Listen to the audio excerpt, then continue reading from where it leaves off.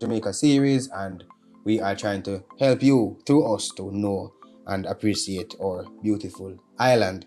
So we are on our way to Westmoreland actually. So we are trying to see if we can do the conventional trip that takes us across the border. We are starting our journey. We have started our journey in Toll Gate Clarendon, and then we'll move on to Manchester, having been from Kingston and St. Andrew. So go and stay with you today and enjoy the trip. It's going to be a wonderful trip. It's going to be quite insightful as always. And we have respective stops. Like this stop here is in Manchester. We have the traditional Yam Stop, where you can stop and get some yam and saltfish. You can get some sweet potato and saltfish, and just generally get some nice cooked food on your way to country. Normally when you plan your bus ride them, you tour them across the island, you'd have to, stop at them places, and the food nice and economical. Just $1,200 for a plate, and that's something will last you for the whole day. So I can tell you can see the facial expressions. The food did bad, the roast yam did bad, the sweet potato did bad. I will big up the chef. So big up the chef right on the hill there in Manchester going here.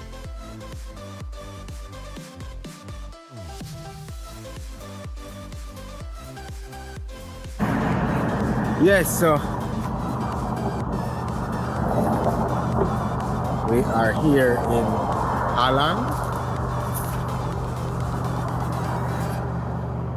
St. Elizabeth, kawinan na ng bamboo.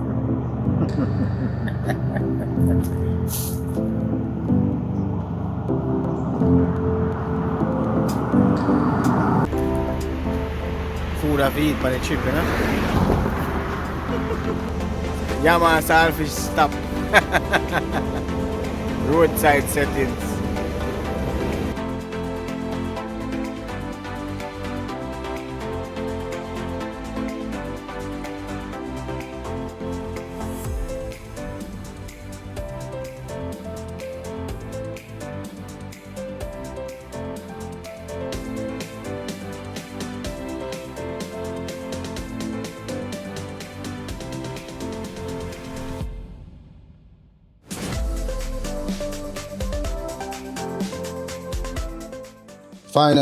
Finally. So we're in Roaring Rivers, Westmoreland. So I know conventionally people know about Roaring Rivers and them attractions and whatever, but you know Yaadi culture thing set. So we have to go in at the community for one to see how the community people see their gems, So we are traversing through this river to show you how community people use it. Community people use it for bathe, them use it for wash them clothes, them use it for wash them car, them just use it for go hang out and chill. So let us bask in the beauty that is Roaring Rivers. So, welcome to Westmoreland. Now, let us continue to the caves. So, as we were told, slaves used to use these caves as escape routes. So, these caves run for miles underground, and slaves did used to use them as escaping from plantations, by extension, their slave owners and the enforcers who would help to keep them in line. Now, these caves, as you're looking at, they are 4 and 5 feet deep, but as water rises, we are told that it goes up to the height of 6, 7, 8 feet. So one must be careful when we are, standing in these, but these are some beautiful caves. I must say, these are truly beautiful caves. If you are a nature lover, you can appreciate the beauty of roaring rivers. If you are a water body lover, then you'll further love and would love to stay at this peaceful and tranquil place.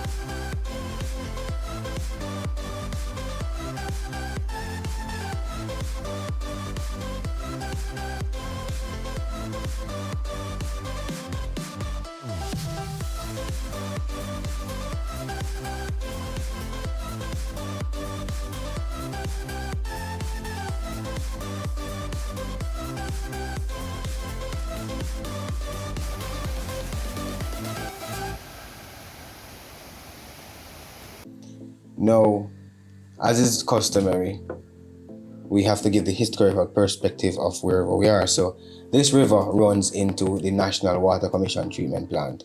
So basically the Water Commission uses this to filter the water and by extension send it to their customers in and around the area of roaring rivers and communities close enough. So they would normally, through their treatment plant at the bottom of the river, use this water to filter to persons. So on the right side of what we're seeing there are the steps, but the steps immediately above the waters that run down into the treatment plant.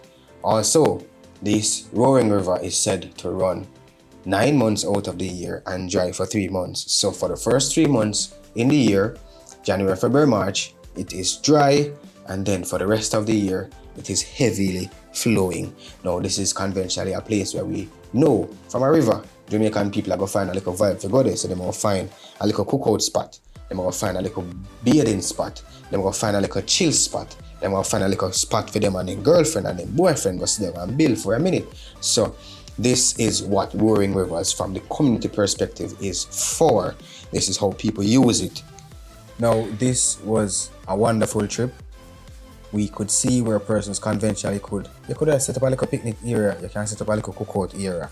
A whole lot of people there generally show you, say, hey, you can go over there to go sit down, you can go over there to go with a beard, you can go over there to go with a little nice football vibes, because right along the side of the river, there's a little playing football little field. And there's a little diving spot for persons who practice them aquatic skills. Wagwan, welcome again to another episode of the Yaadi Culture Fimi Style podcast, and today we have a little discussion to be had. We want to talk about two things. We want to talk about one, starting a foundation here in Jamaica, and starting a farm. Ministry of Agriculture, I would tell you, eat what you grow what you eat, vegetables, growing provisions, etc. Now, let's start off the first one, starting a foundation. So here in Jamaica, it's a lot of agencies that you would have to go to get a foundation starting. It is a tedious process, I can say that. It is a very tedious process. I started registering a foundation, and it took me almost a year based on the glitches from the respective agencies, something that would have conventionally taken me 2 weeks at the company's office or 3 weeks at the company's office, and then at the friendlies it's another month, and then tax office, and something that would normally take me, or should take me 3 months, it took me almost a year. It took me about 9 to 11 months, seriously. Now let's start. How does one go about registering a foundation? So the very first thing is you have to apply to the company's office of Jamaica for a business. Basically, you're registering a business, and that process costs $24,500 on the initial stance. You apply, how it is. You write up the form, you indicate relevant information and the company or proposed company's name. When that form is submitted, you are supposed to wait 7 days to 2 weeks for the process to be completed, and then you have, on the rudiments of things, you have a company. No, your foundation or your charity is not fully registered until we have a few more agencies to visit. But that's the first part. So notwithstanding the fact that there is no problems with your registration processes, sometimes there can be a glitch. So in my case, I remember doing mine and submitting my documents, and they mixed up some of my objectives with another foundation that was there with a similar name. Now, the objectives for that foundation and the schedule for that foundation is totally different from what I was doing, or what I am doing actually. When I collected my documents, derelict on my part, I did not double check. So I had to resubmit documents, and it costs $8,000 if you're amending your documents or your company. So I had to resubmit articles of incorporation, etc., and I had to change the schedule, write my own schedule again, and submit it again to them. Now, the next process after that, you take the documents and you submit the company's document to the cooperatives of friendlies, charities and friendlies. The correct name will be here, but the Friendly Society, you would register, apply to the Friendly Society now for your charitable status. You fill out their application form and you drop off the relevant documents, and it should take a month, notwithstanding the fact, again, that all information on your documents are in order.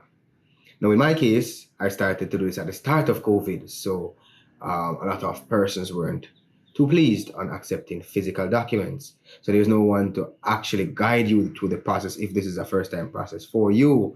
Now, that was a little problematic because, to be fair, when I submitted mine, there was a problem on it, and no one called me to say, hey, something is wrong with the document. So, resubmit. So that was an issue. I had to wait an entire month, and then when I double checked on it is when persons told me that there was an issue.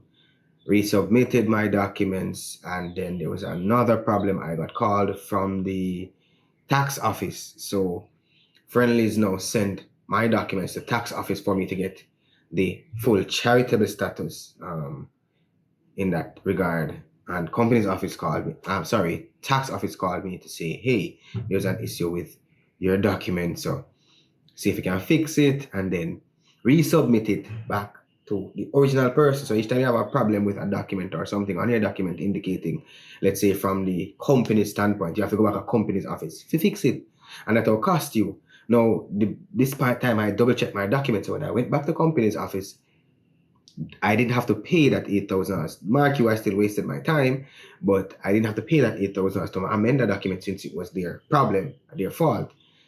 And then I had to wait again to resubmit to Friendlies. Then Friendlies now resubmitting to the tax office on my part, which, thank you, Lord, the process is complete. So yes, that is registering a foundation here in Jamaica.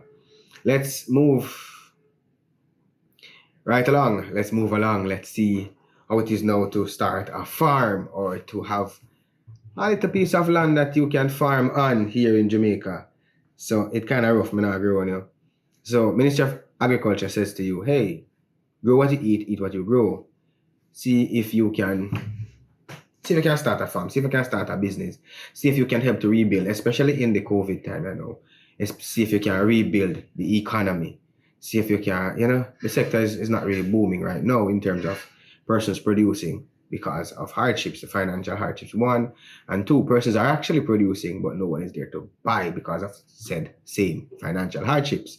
So that's a problem. Now, if you want to lease lands from the government, then let's use it because this is an agency of the government. So this respective agency is responsible for leasing lands for the government and by extension helping you with your processes, meaning if you have a business plan that you are supposed to draft, or a business plan would help with your processes if you're looking prospective buyers and or you're looking for a loan. If you're somebody like other persons and myself who would have saved for this and wanted to use your money, then they'd help with the processes in terms of procure the land and guide you through the process of setting up your farm, best practices, etc., etc. Because to be fair, not a lot of persons are experts. Even if you think you're expert, somebody knows something that you don't know. So that's one.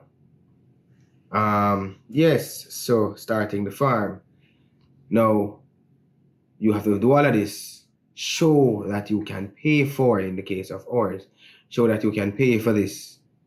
Yes, and when you show that you can pay for this now, the land is given to you. That's a straightforward process. This is Jamaica that we're talking about. So naturally, you have to have hiccups, you have to have glitch, you have to have, come on, we love that word, you have to have nepotism, you have to have them something there. So people will get land before people, even though they apply after people, or because the big last name thing go, you get more land than somebody else, or because you have that, because you have that giving to persons, then you can get your thing them started out faster. No, I remember applying for lands. Yes, I applied for lands, and then when you apply for land, you prove, you send a bank statement, you send up, they do the whole works. Mark you, I was already a farmer, farming lands before this, so this is not like a new process for me. I'd have been a registered farmer before this with RADA and all of them something, So, but you're just trying to procure other land. Just trying to see if you can get other land to, make the thing go bigger. Yeah, man. So you apply, and when you apply, you hear that you're on a waiting list. When you're on the waiting list now, you wait on the convenience. Now, I don't know if it's a communication problem with them company, God know. But you are here say, land don't ready yet, and then you see on all them social media page, say them advertise the land, they you don't want that part. That don't make no sense. And then when you call it here, it's a miscommunication, the person ain't supposed to send out yet, and they won't glitch there. Like seriously. So setting up a farm here in Jamaica is going to be tedious if you're going through the leasing of the government aspect of it. If you're going, yeah, it might be a little bit more economical in the sense of you leasing the land and you're protected in an agro park, etc. But if it is that you can go outside, or you know somebody will have some land, you can link them and get some land from them, lease the land, or you know whatever processes you can work out and see if you can start your farm. No, we have a lot of shortages here in Jamaica right now, as we see it. We have chicken, that's animal farming.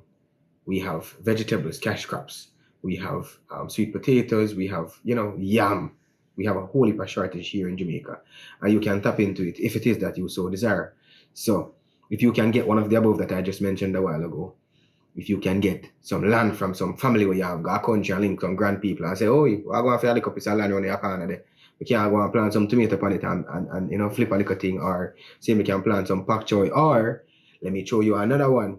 There's some trees. There's an entity overseas that's called Trees That Feed, that help to give trees. So if you want to go in a certain level of fruits farming, you can make contact with these. There are these companies, and specifically Trees That Feed, and they'll donate trees to you, and you can actually plant and start a little breadfruit farm, or start a little apple farm, or start something. Plant 1, 6, 1, 8, 1, 10, 1, 23, and see if you can start something. Or you have some pumpkin, you cook some pumpkin last week and you take all the seeds them out of it and dry them partially, and then you just throw them around a little corner and make them run, and you have a little pumpkin patch and grow. You have some pepper, where you cut out your pepper seeds, where you cut out your pepper, and you just put them down. You just take them out and throw them in some little flower spot, and then you start growing them. And then when you have your little piece of land, you transplant them. And it transcends, it can work for you and your family. It's a more healthier way of living and a more economical way, to be fair. Or if you get some big land, big in the sense that, two cricket pitch and above, you can plant something where you can turn it over, where you can sell to somebody and make a side hustle on it while you're doing your 9 to 5 or while you're doing your entrepreneurship, So those are what we wanted to talk about today, highlighting. We're not going to we'll have a light discussion today. So chime in, tell me your experiences that you had with starting a foundation here in Jamaica and the processes that you went through. And if you had a similar one like mine, or starting a farm, if you had a similar one like mine, if you are having a similar one like mine, or if you have another experience, just call me, DM me. You know the thing we normally do, just link me and let me know how the process is, So we give thanks for that reasoning there. So, as is customary, we are going to have a little talk about some superstitions, some sayings, some fables, some, thing.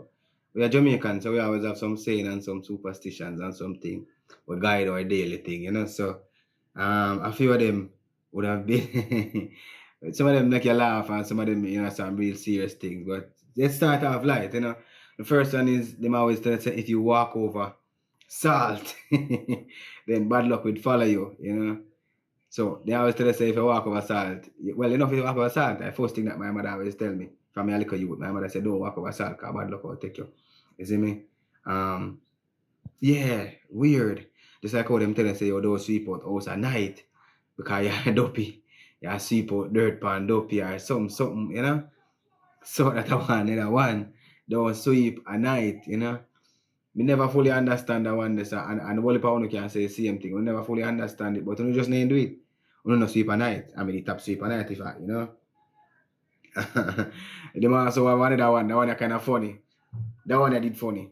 When them tell us if you use scissors and cut the baby them fingernail, then you're gonna make the pit them light-handed. Light-handed means you're gonna make the pit them turn teeth.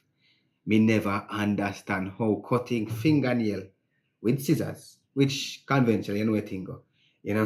Jamaican used to just cut a fingernail with something. They use a knife and cut off all the fingernail. You understand? So I'm telling you, if you do that, then the pitney got on teeth. Alright, so one of the bad luck one, I'm telling you, if you go dash your bread, I'm telling you, if you go dash your bread, you have to wet it first. Yeah, man. If you don't wet it, then crosses are going to follow you. Yep. Yeah. Me know you think and I say, oh no last week, me dash you a piece of bread there and yeah, them say if you dash your bread, if you wet it first, then dash it away. If you don't, crosses, I go follow your bad luck. You know I think Jamaican say that so. And then that one a common. That one is common. Them say if you open umbrella under one building or inside our house, you never get married. Yep. Yeah. Yeah. I would probably believe that. I still believe that. To be fair. You know, what a girl even I look back on it and I say, you know, so the reason up and get married. All to this day, you know, come used to open all the umbrella in our house, you know. Yeah. So believe kill and believe do a cure. Yeah man. So the final one is the twitching of the eyes. Yeah man. If your right eye jump. So if them say if your right eye jump, then you have a laugh or something like that. Yeah, them say that if your right hand jump, you have a laugh. And if your left eye jump, then some bad news you're going to get. So if your right eye jump, laughing, left eye jump, bad news. So yeah, Jamaica have a whole party going to ascribe to bad news to be fair. Yes, so those are our superstitions and our sayings and our fables for this episode. So as usual, big up on yourself and give thanks for the support. So big up on yourself. Thanks for watching. Thanks for liking. Thanks for sharing. And thanks for subscribing to the Yaadi Culture Fimi Style podcast and by extension by watching our video. You know, continue to like, share, and subscribe. And humbly asking for you to share to a friend. Ask a friend to subscribe. And send us a comment if it is that you like our content and you'd like us to feature some other place. Because this is our KNOW Jamaica series features going to be happening first. And then afterwards, we work into more of our culture. So, big up on yourself and by extension, see if you can tell me what is going on and talk to me. Guidance.